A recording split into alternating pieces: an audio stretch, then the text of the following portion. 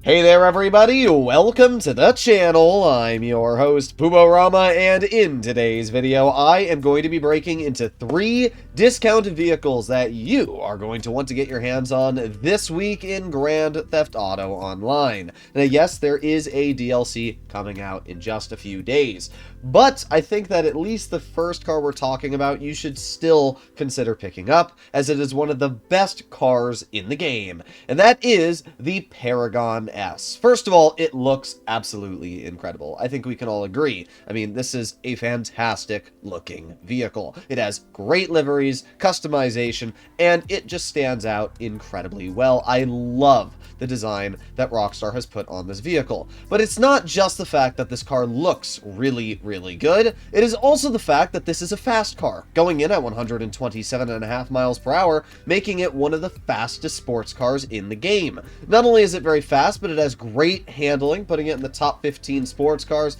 It's overall one of the best sports cars in the handling department, overall top speed, acceleration. It's a great car, but it gets better. It has Imani Tech capabilities. As we can see on the sides, full Imani Tech armor, allowing it to survive 10 homing missiles. Not only that, but good luck homing in on this vehicle, judging that it has a homing missile lock-on jammer. So it's fast, it's got a homing missile lock-on jammer, explosion resistance. It really is the jack of all trades when it comes to sports cars, and it's a fairly inexpensive price tag. This week, you're able to pick up the Paragon S on Legendary Motorsport for a pretty cheap $1,407,000. I think that this is one of the best deals that Rockstar has released in a while. I have stated many times in the past why I think the Paragon S is one of my favorite Imani Tech vehicles, due to the fact it looks amazing, due to its overall performance and handling, and the fact that it really is just one of the best Imani Tech vehicles. So if you want a really good buy, something that's always going to get the job done, then I would definitely recommend to consider picking up this vehicle, because it is going to be an absolutely fantastic shout. I just think this is such a great car. Let me know in the comments if you guys agree or disagree. Something else that's actually rather surprising is that it's all-wheel drive, actually. You can see that the front tire, just like the back tire, causes some streaking on the ground here. But yeah, because it's all-wheel drive, that's why it has such good handling. Alright, let's move on to the next car. This next vehicle is a bit more expensive normally, sitting at $2.5 million. But it's an absolutely fantastic car. I think it's one of the coolest looking vehicles in the game, and it still has a little bit of a trick up its sleeve. While it may not feature full Imani Tech armor capabilities, it does feature a missile lock-on jammer, which is still quite nice. It means that in most situations, nobody can just immediately blow you up when you're trying to have a little bit of fun. That being the Bollokan Envisage. It is such a cool looking vehicle. It's got this futuristic design going for it.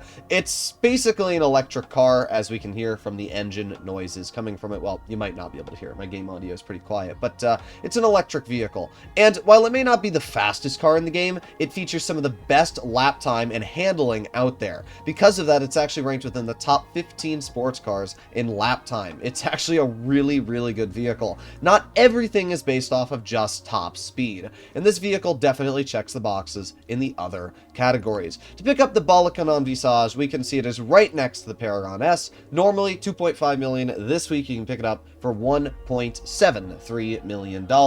This vehicle features absolutely fantastic customization going for it, due to the fact that it is a very fun vehicle to mess around. It has great spoiler design, and it's a blast to drive because of the fact it handles so well. I'm not going to say that there's anything particularly special about this car. I mean, yes, it does obviously feature the Imani Tech missile lock-on jammer, but that's it. It doesn't feature anything insane. And this isn't a vehicle you're going to, mandatorily need in your account, where like the Enus Paragon S is a really important vehicle to own. But what I can say is this is a great buy. It's a super fun car, and it's one that I think is definitely worth the pickup while it's on discount. So let me know in the comments what you guys think about this vehicle, but I do think it's actually a really good shout.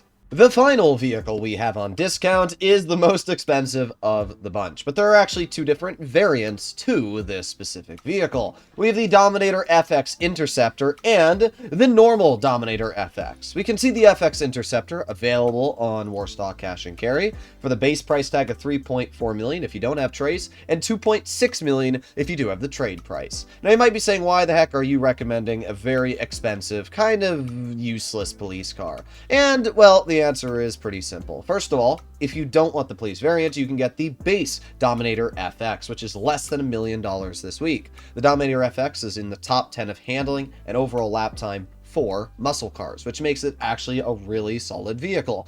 But it's not just that, it's usually because of the fact that Rockstar rarely puts these super expensive police interceptors on sale. So when they do, I usually think it's a decent shout to at least let you guys know that they are for sale, because they are quite fun to mess around with. This one here is the best out of all of the FX, or not the FX, but all the interceptors. It is the fastest, it has the best lap time.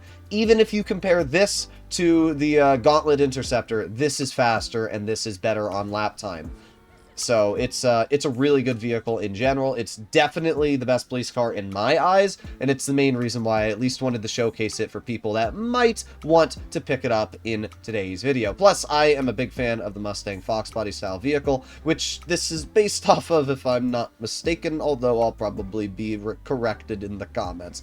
Either way, I think this is a really, really fun vehicle, and it's one that's definitely worth the consideration, especially if you have a lot of money on your account. I mean, I got $680+ million on my account, and if you're sitting at over 50 million, you're gonna have plenty of money for the DLC. So if you're wondering what should I spend some extra cash on, then these are three pretty good vehicles available this week in Grand Theft Auto Online. Now, there are some other decent deals this week, but nothing that are really amazing. I mean, there's like the Canis Castigator, which is one of the best SUVs in the game. The only reason I didn't list it is because I honestly, personally think it's kind of ugly, and I don't know, I just don't want to recommend a really, really ugly SUV, and at the end of the day, it's an SUV. So while it may be a really, really good performer in the SUVs category, when you compare it to the average sports car or supercar, it's still pretty mediocre in its performance. So just drive a sports car with 4 doors if you really need it.